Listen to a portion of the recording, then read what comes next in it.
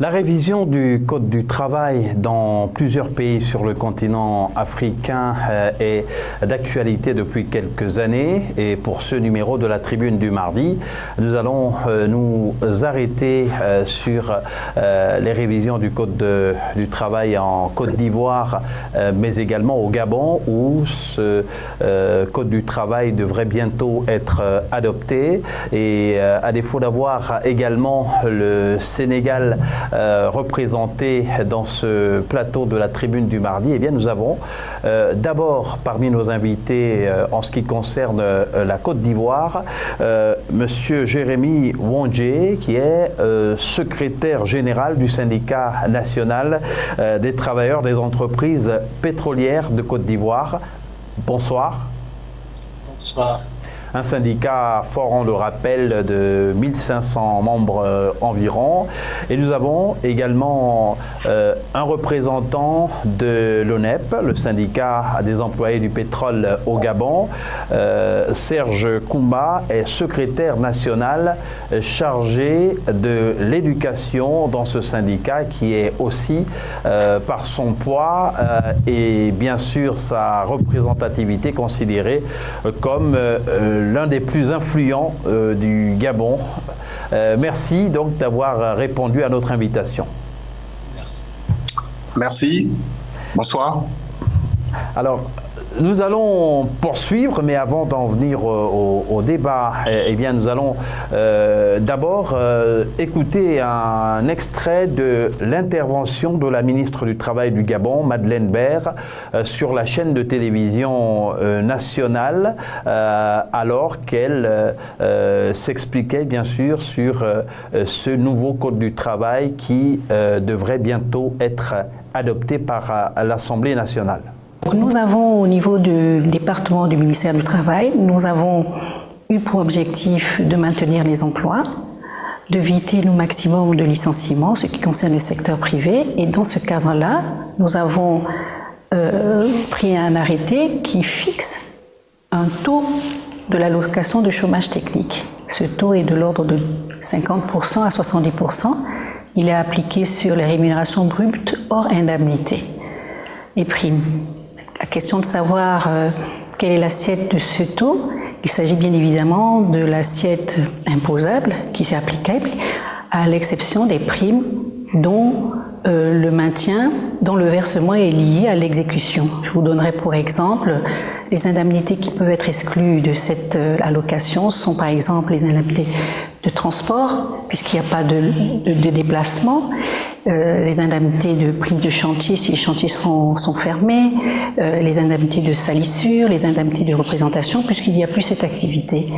Il faut préciser également aux uns et aux autres que quand on parle de chômage technique, ça signifie qu'il y a une suspension du contrat de travail. S'il y a suspension du contrat de travail, il y a plus de contrepartie.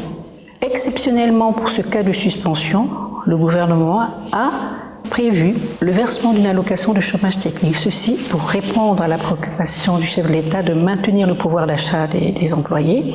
Et nous invitons également les employeurs à prendre en compte tous les axes de flexibilité que nous avons adoptés, permis à travers un décret qui a été adopté en dehors du dernier Conseil des ministres, qui invite les employeurs à favoriser le télétravail, le travail en rotation, la réduction du temps de travail, à favoriser la mise en congé payé, anticipée, tout ceci pour permettre aux travailleurs de ne pas être précarisés dans cette crise sanitaire qui, comme je le rappelle, est un cas de force majeure lié à un état d'urgence décrété dans le cadre d'une pandémie mondiale. Alors nous avons la ministre du Travail du Gabon, Madeleine Baire, qui, on le rappelle, s'exprimait là sur la chaîne de télévision nationale gabonaise, bien sûr, pour expliquer les différentes étapes des discussions avec les syndicats des travailleurs en ce qui concerne la révision du Code du travail. Nous allons d'abord, Serge Koumba, voir avec vous quels ont été les points positifs de cette révision en vue qui, bien sûr, va avoir lieu au Gabon. Ok, merci Monsieur Aziz de me recevoir sur votre plateau, même si c'est en virtuel. Effectivement, je m'appelle Serge Koumba et je suis là en tant que représentant de l'INP, comme vous l'avez dit. Le gouvernement de la République gabonaise a effectivement initié un certain nombre de concertations notées qui ont commencé au mois d'août 2019 et qui se sont achevées par la signature d'une mouture finale résumant l'ensemble des travaux qui ont été effectués et mouture qui a été transmise au gouvernement et qui devait par la suite, après adoption par Conseil des ministres, le transmettre au Parlement. Il y a effectivement des innovations dans le Code du travail en projet. Mais il faut noter que, puisque en écoutant la bande que vous avez passée de Madame Baer, ministre du Travail de notre pays, elle a évoqué l'arrêté qui a été pris 0052 sur l'allocation chômage technique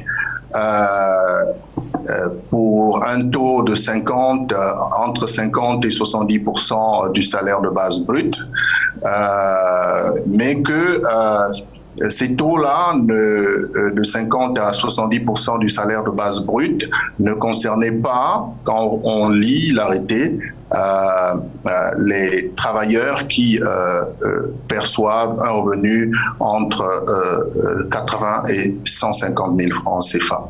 Il faut aussi préciser qu'au-delà de cette information par rapport à cet arrêté 0052, il est précisé que le maintien de la rémunération et des allocations de chômage technique concerne aussi les jeunes travailleurs en contrat d'apprentissage. Oui, avec Jérémy Wandje. Oui, nous pouvons dire que il y a eu des modifications importantes, mais en réalité, le problème du Code du travail en Côte d'Ivoire, nous estimons que le dispositif juridique et réglementaire existe bel et bien. Il définit tous les contours, mais le problème essentiel, c'est au niveau de l'application des textes, qui est la grande préoccupation des travailleurs. Sinon, le Code de 2015 prend en compte les préoccupations essentielles. Lesquelles? Mais il serait intéressant que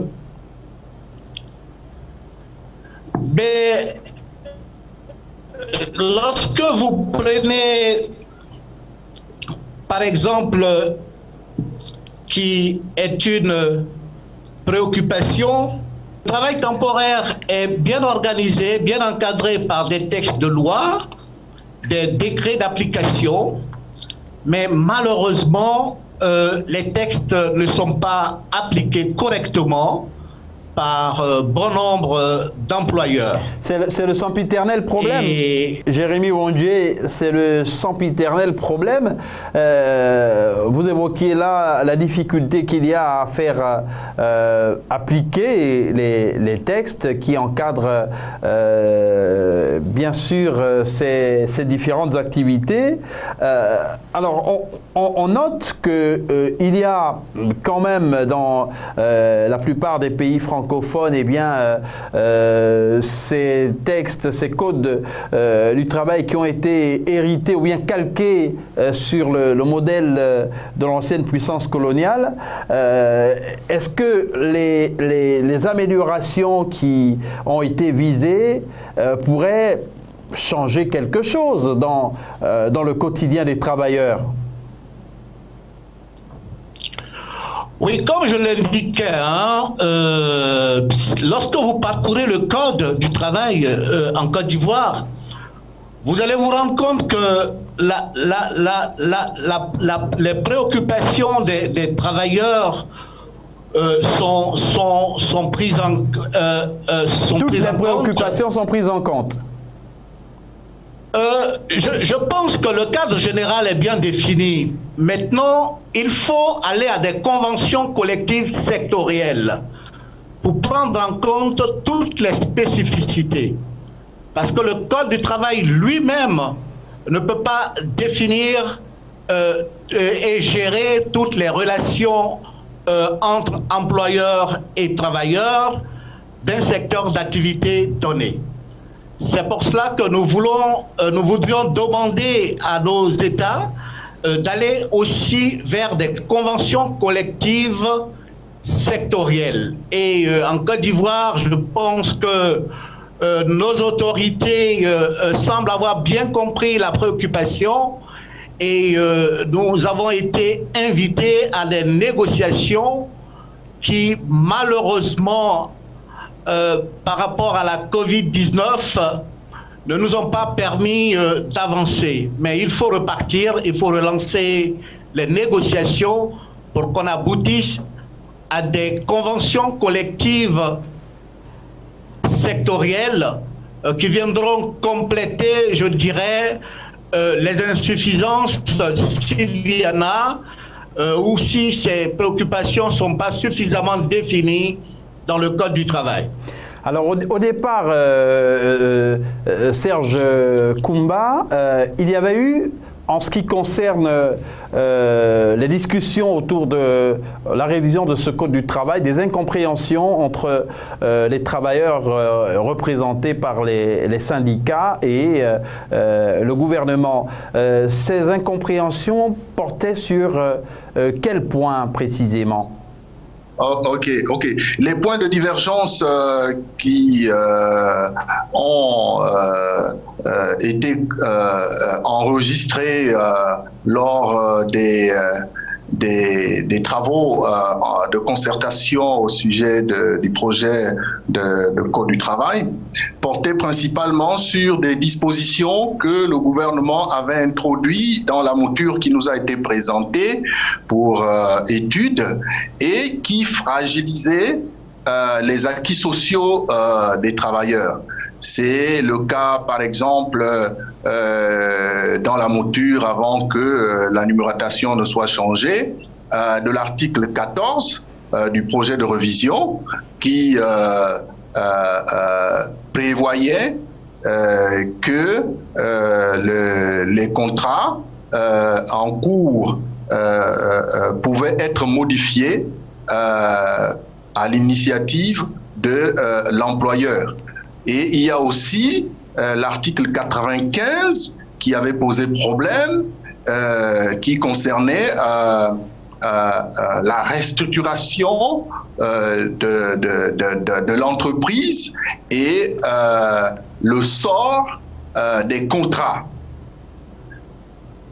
Car là aussi, il était prévu dans la mouture qui nous a été présentée que l'employeur pouvait appeler à la négociation unilatéralement, la renégociation des avantages acquis par le travailleur.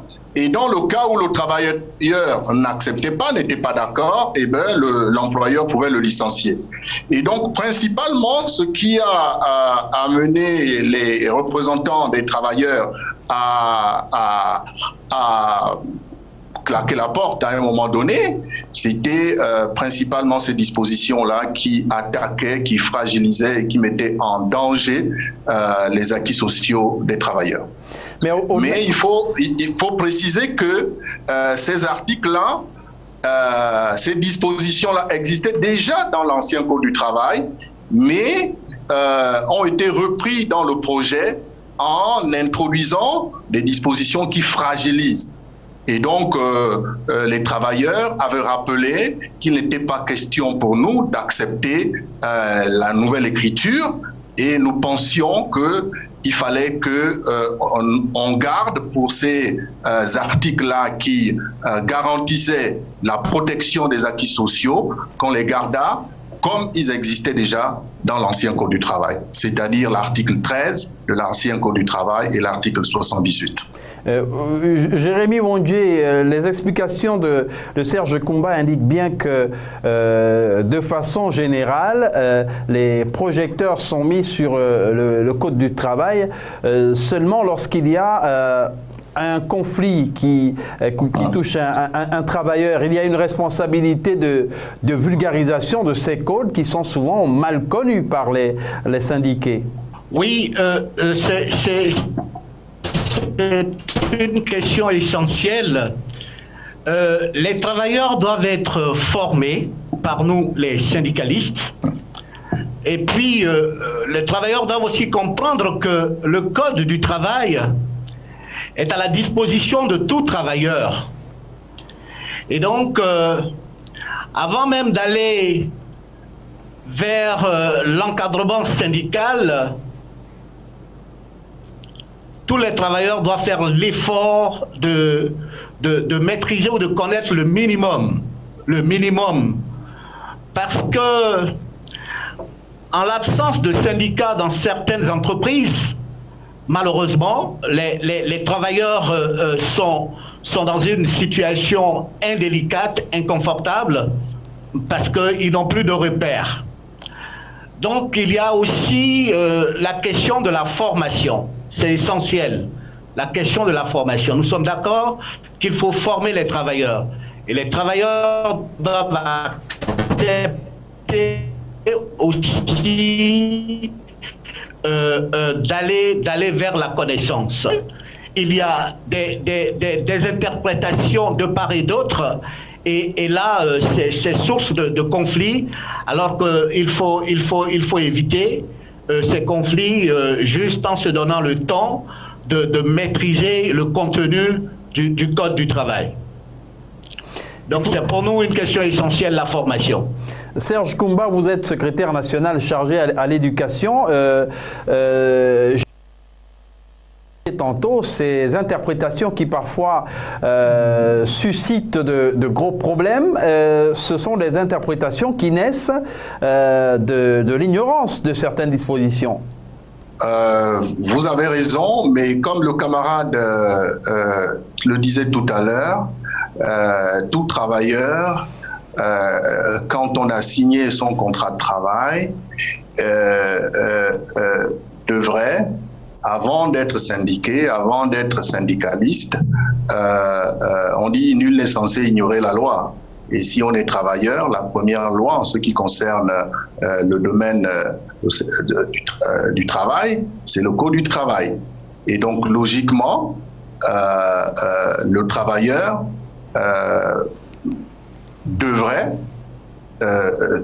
chercher à s'orienter, à connaître les dispositions qui le protègent en tant que travailleur dans le Code du travail. Qu'à cela ne tienne, il est vrai que c'est le rôle également des organisations syndicales d'apporter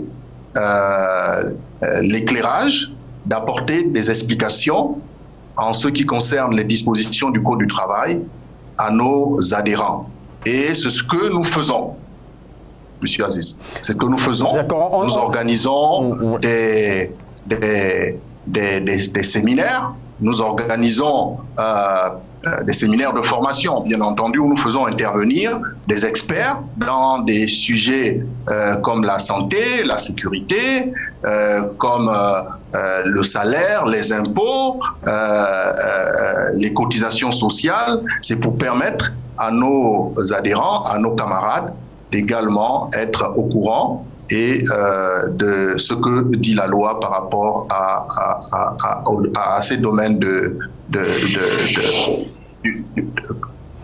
à ce domaine concernant le travail. Le travail, le Code du travail, son contenu, son application. Et là, justement, dans la seconde partie de cette émission, on rappelle d'abord que vous êtes sur la tribune du mardi, une tribune du mardi qui est consacrée à la révision du Code du travail dans le contexte du Covid-19. Nous avons pour exemple 2 pays, on aurait dû en avoir 3, mais Mbalo Diatiam de l'UNSAS n'a pas été disponible. On espère l'avoir prochainement.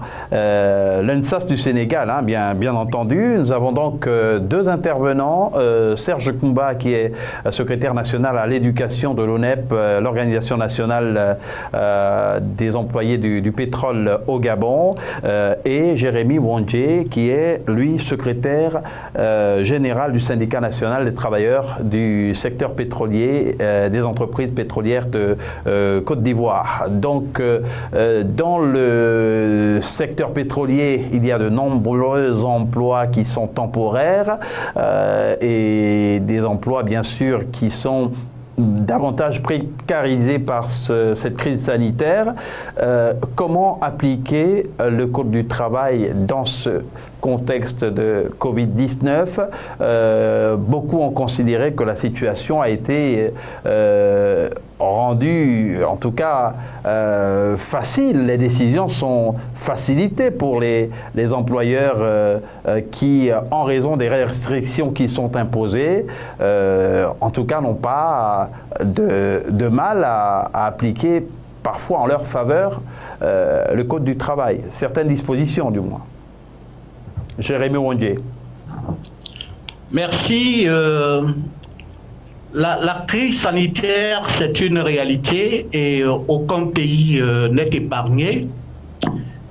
Et le monde du travail connaît beaucoup de problèmes face à cette crise sanitaire.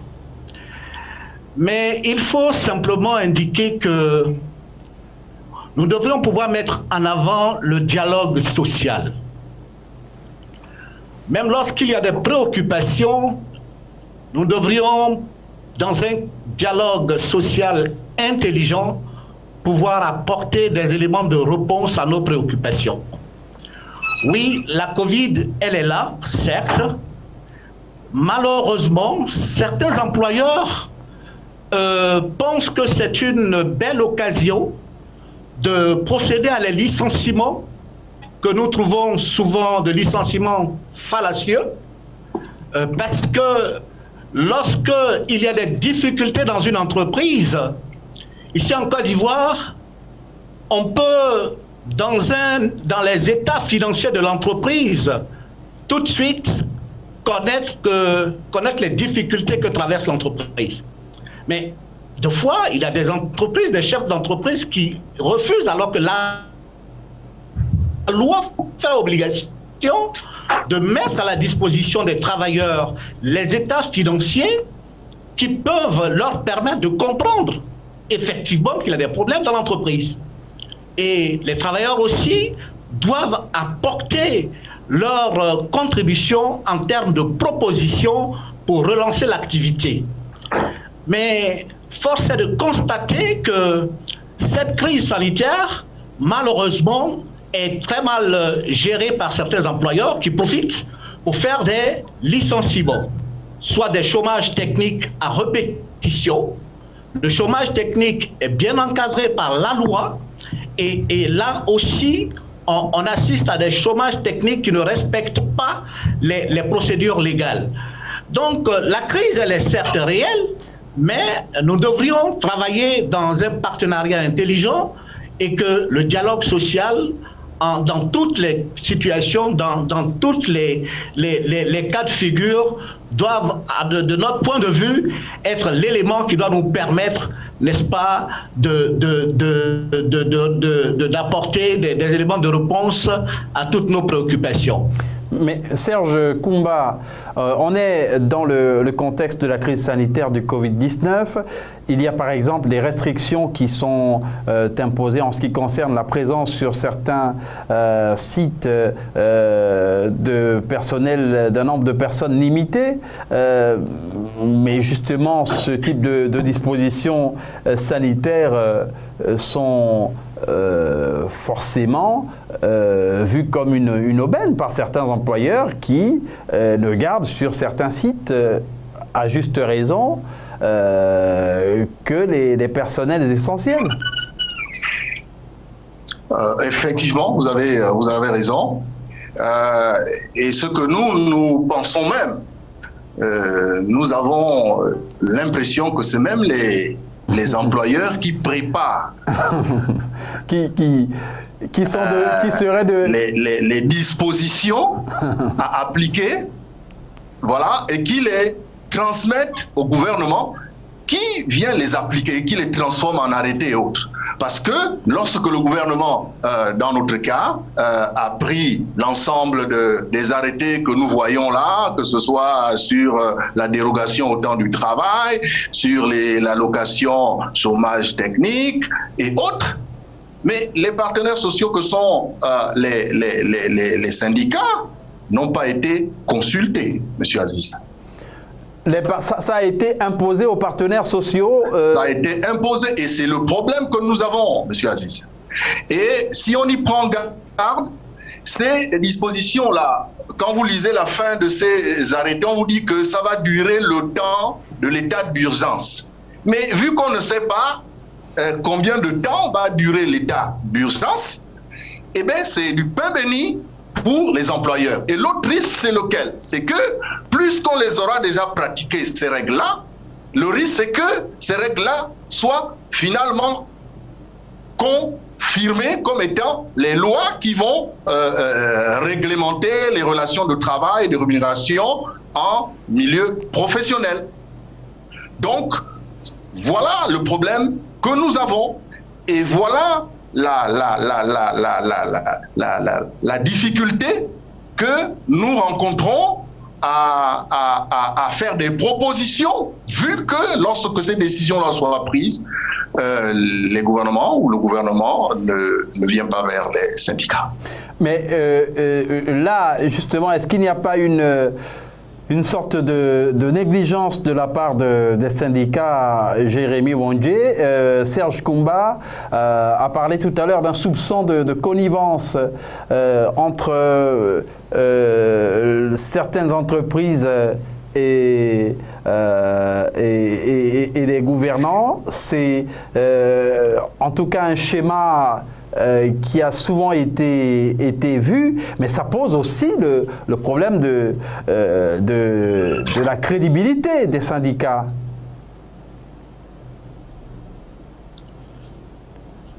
Jérémy Wondje, oui. Oui.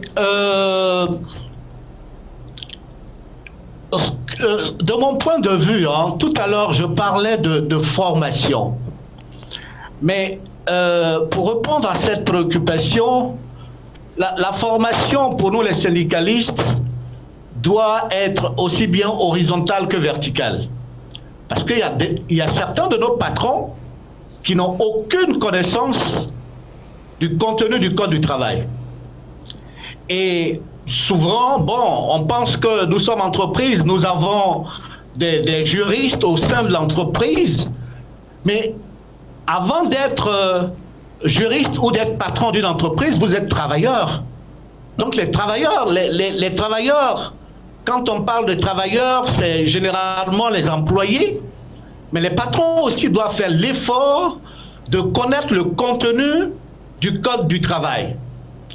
Et ça pose d'énormes difficultés à nous, syndicalistes, parce que souvent, avec certains employeurs, nous nous n'arrivons pas à trouver le juste milieu parce qu'il y a des incompréhensions dans tous les sens. Alors, parlant de la Covid, je ne pense pas que ce soit une faiblesse des syndicats. Ce que nous disons, c'est que le dialogue social, l'entreprise, c'est le lieu où nous devrions créer la richesse. Et donc, il est important que le dialogue social en entreprise soit une réalité.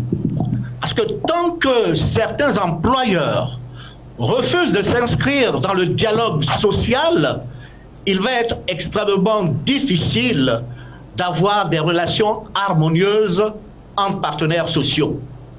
Tous les problèmes peuvent se poser, mais c'est dans un dialogue sincère, franc et intelligent que nous pouvons apporter des éléments de réponse. Donc pour nous, personnellement, de mon point de vue, nous devrions aller véritablement dans un partenariat intelligent où le dialogue social, j'insiste, entre employeurs et travailleurs dans nos entreprises doit être une réalité. C'est à ce prix que nous pouvons résoudre pas tous les problèmes, mais le maximum de préoccupations. On voit à travers le monde, à travers le continent africain précisément qu'il y a effectivement de grosses difficultés en ce qui concerne la préservation des emplois, en ce qui concerne la pérennité de certains postes de travail, même dans les entreprises les plus importantes, les plus fortes. Et il y a au quotidien ces problèmes à régler. Les syndicats sont acculés parfois, à tort ou à raison, soupçonnés par leurs membres d'être, en tout cas, de mèche avec les employeurs. C'est la crise sanitaire qui fait naître de plus en plus de soupçons, de connivence, de collusion entre les syndicats et les patrons, les responsables d'entreprise?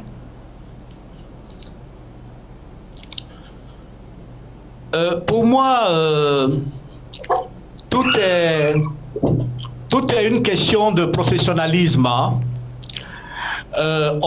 Les interprétations, on peut les faire à tout bout de champ.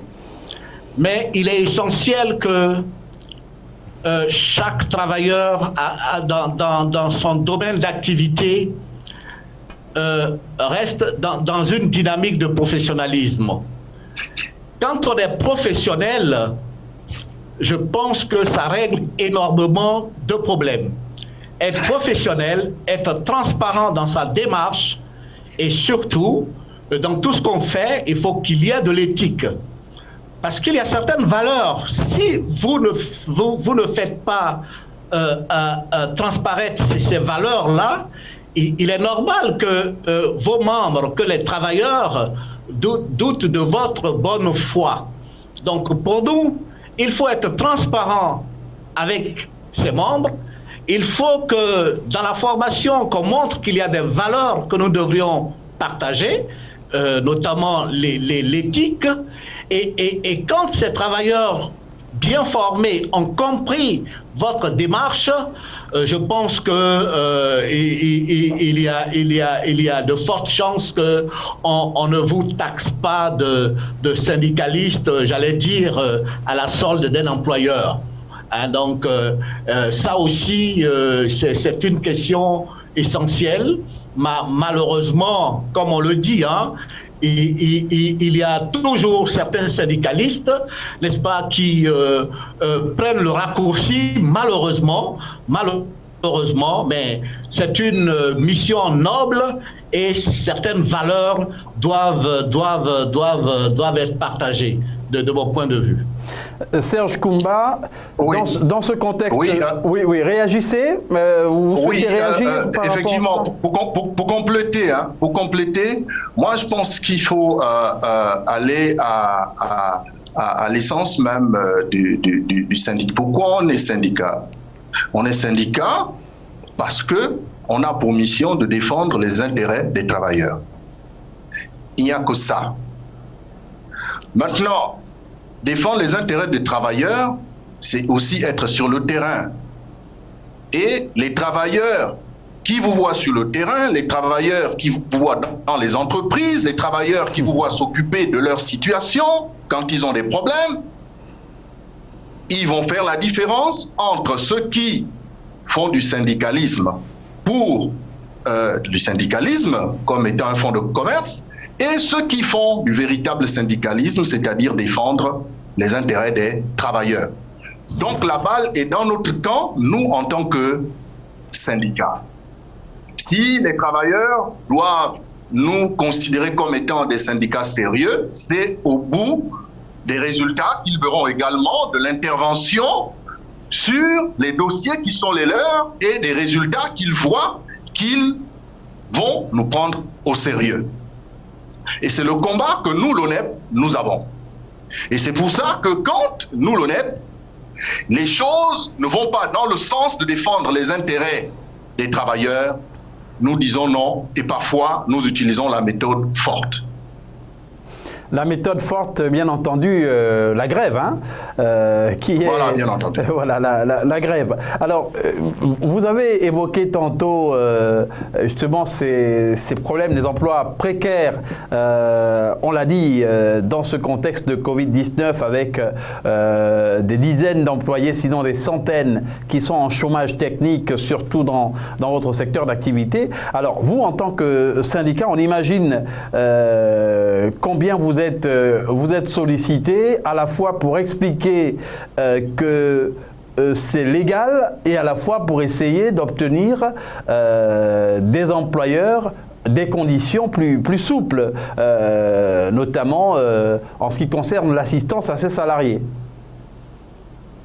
Effectivement, monsieur Aziz. Et dans le cas de notre pays, le Gabon, et le secteur pétrolier, il y a d'un côté des majors et d'un autre côté beaucoup de sous-traitants qui n'ont pas toujours les capacités que les majors ont pour tenir dans les périodes comme celles qu'on connaît actuellement.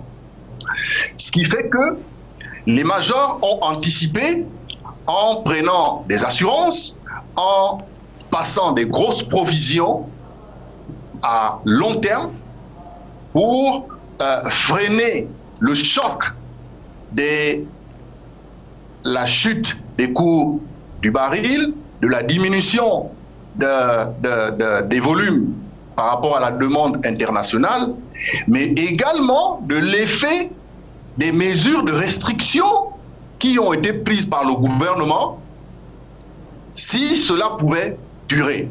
Et nous, dans le secteur pétrolier au Gabon, les plus grands dégâts en matière de perte d'emploi que nous avons enregistrés depuis que le Covid s'est annoncé en mars l'année dernière. Oui. Voilà, jusqu'à maintenant, c'est des travailleurs qui ont des contrats dans des sociétés de sous-traitance et pour lesquels ces sociétés-là ont perdu les contrats qu'ils avaient avec les majors. Donc, eux, à leur tour, ils ne peuvent pas garder du personnel qu'ils ne peuvent plus payer.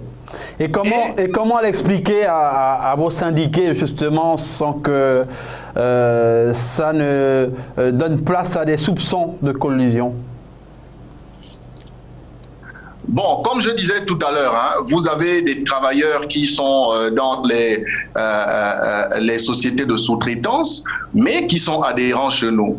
Lorsqu'ils ont des problèmes, nous voyons tous les jours les demandes, les courriers de demande d'intervention de l'organisation auprès des employeurs. Et c'est le travail quotidien que nous faisons. J'ai suivi un reportage de France 24. Ils ont filmé, par exemple, une séance de travail, mais sur le bureau de l'ONEP, on a vu des tas de dossiers. C'est pour dire que nous sommes au combat Nous sommes aux côtés de ces travailleurs-là, en tout cas nous, ONEP, nous le faisons, et nous faisons le maximum. Nous avons du personnel, des juristes en interne et aussi des avocats qui suivent l'ensemble de ces dossiers-là la plupart du temps.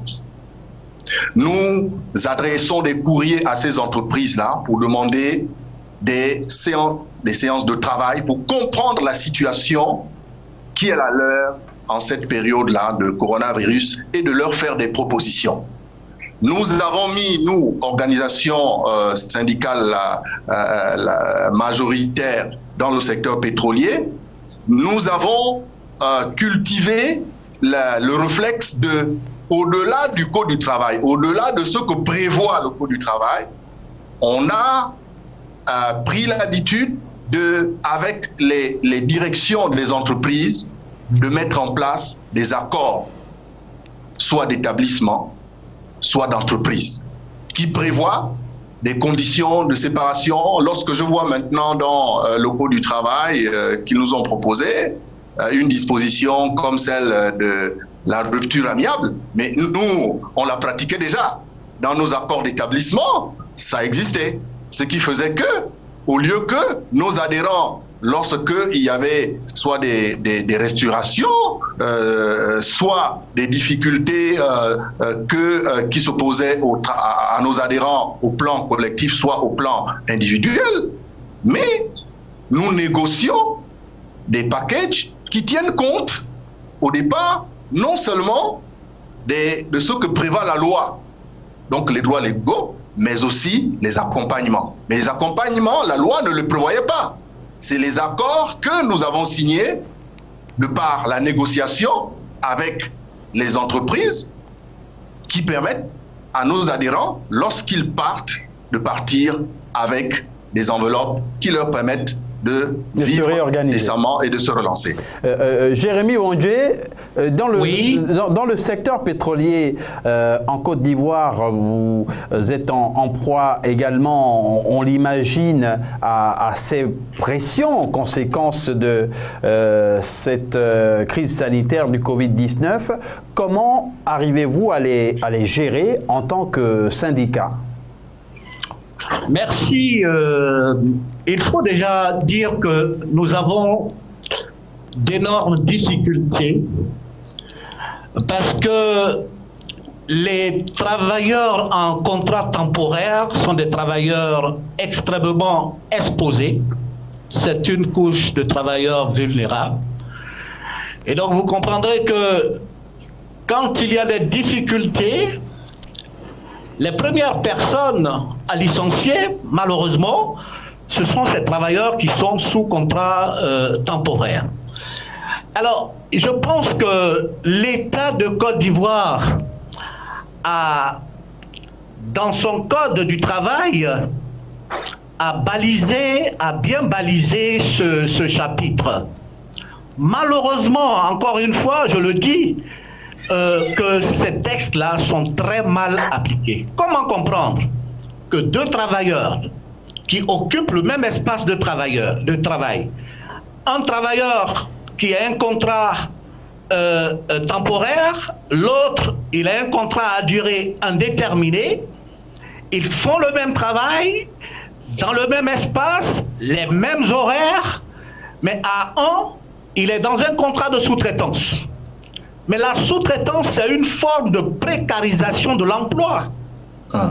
C'est une forme de précarisation de l'emploi.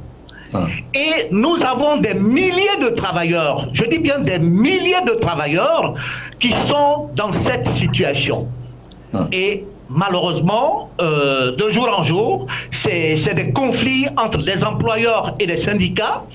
Quand bien même les textes sont clairs, on vous dit, lorsque vous êtes dans un contrat temporaire, la loi est claire, c'est une mission qui a une durée maximale de 6 mois. Comment maintenir des travailleurs dans un contrat temporaire pendant 10 ans, pendant 8 ans, pendant plusieurs années? Mais c'est inacceptable. Et lorsque ces travailleurs-là, malheureusement, ne sont pas syndiqués, ben, ils sont dans cette situation.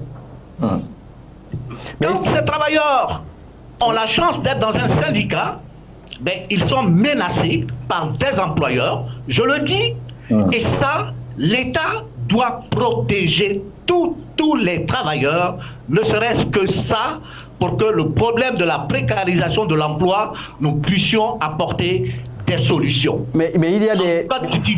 Il y a des, pour beaucoup d'observateurs également, des conflits d'intérêts, puisque les sociétés d'intérim, selon de nombreuses sources, sont souvent des sociétés mises en place par des personnes influentes qui sont liées ou bien qui sont justement en service chez des majors.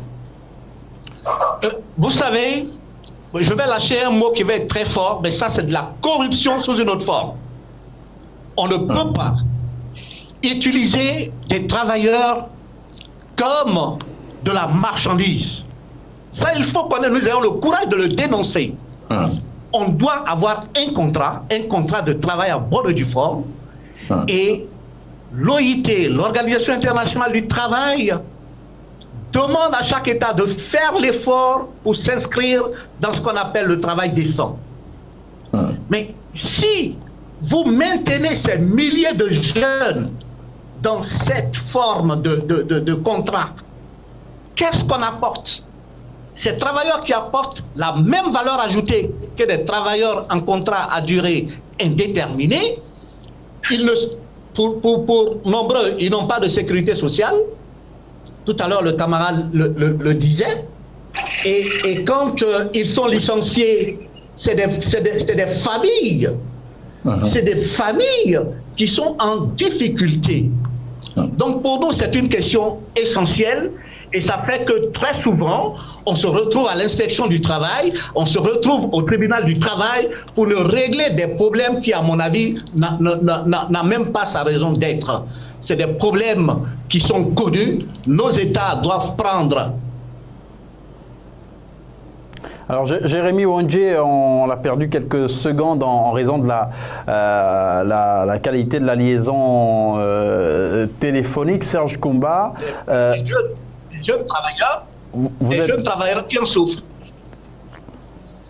Oui, Jérémy Wondje, on comprend bien justement le sentiment que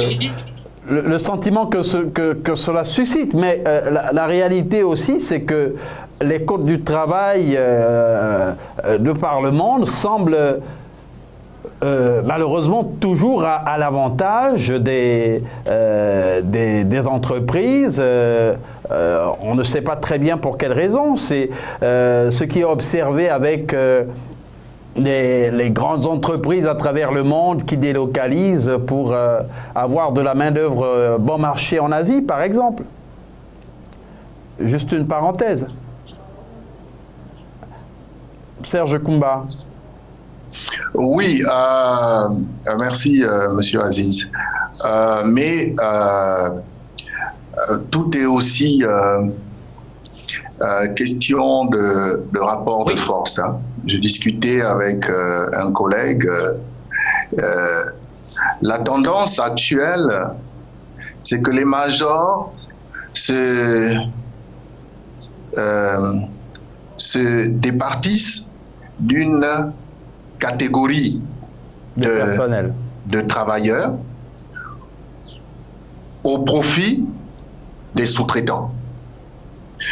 Et donc, l'idée, c'est de dire, OK, dans un organigramme, dans une société major, au niveau de la loi, notre Code du travail, est-ce qu'il ne serait pas bon de dire qu'est-ce qui est emploi organique et qu'est-ce qui est emploi qui peut être sous-traité.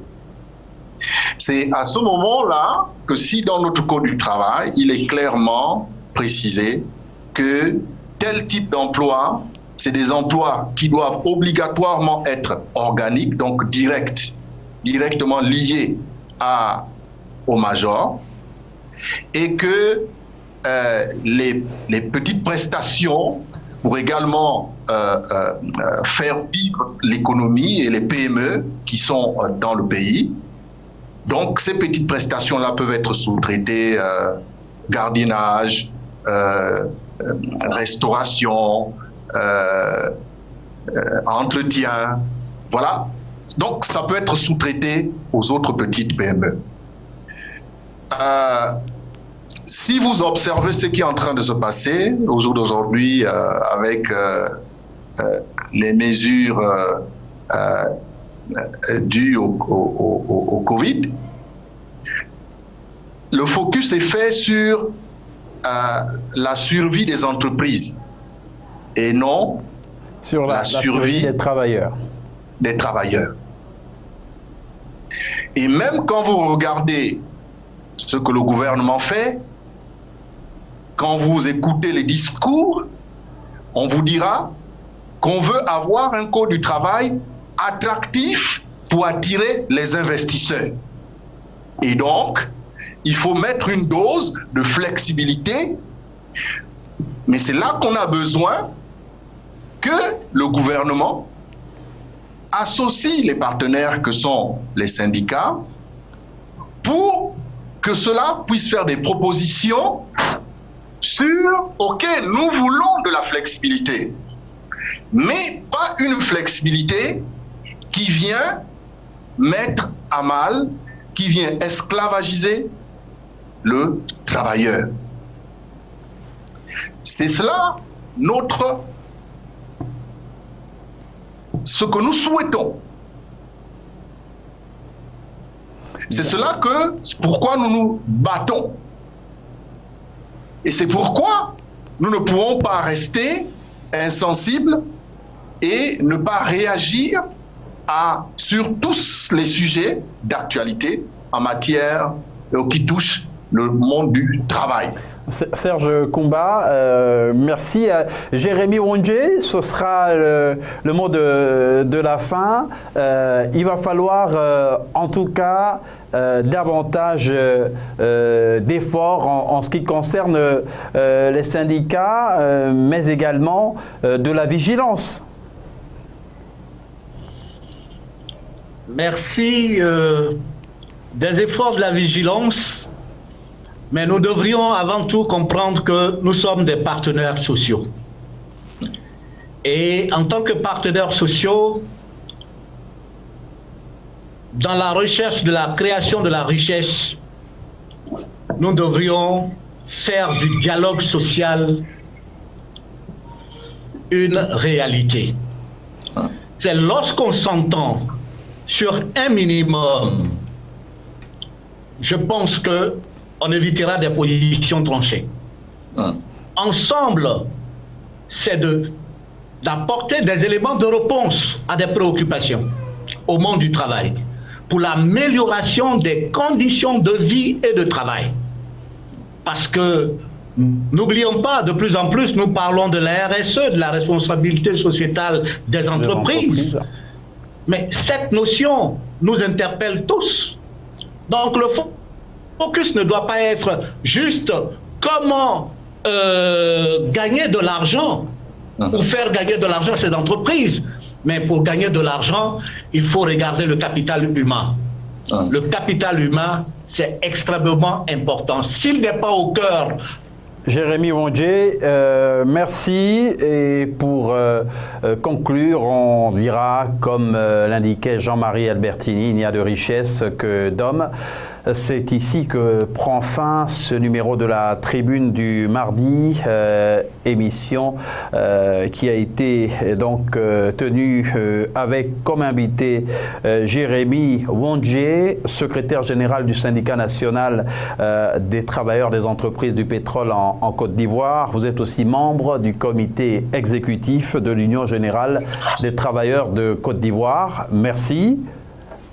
C'est nous qui vous remercions. Il y a aussi Serge Koumba, secrétaire national chargé de l'éducation à l'ONEP, l'Organisation nationale des employés du pétrole du Gabon. On aurait aimé, comme on l'a indiqué tantôt, avoir un représentant de l'UNSAS du Sénégal qui n'a pas été disponible pour cette fois. Merci de votre attention et surtout de rester fidèle au programme de Label Radio et Télévision, votre chaîne panafricaine internationale. Merci surtout de ne jamais désespérer de l'Afrique, car l'Afrique est la mamelle du monde. Très bonne suite de programme.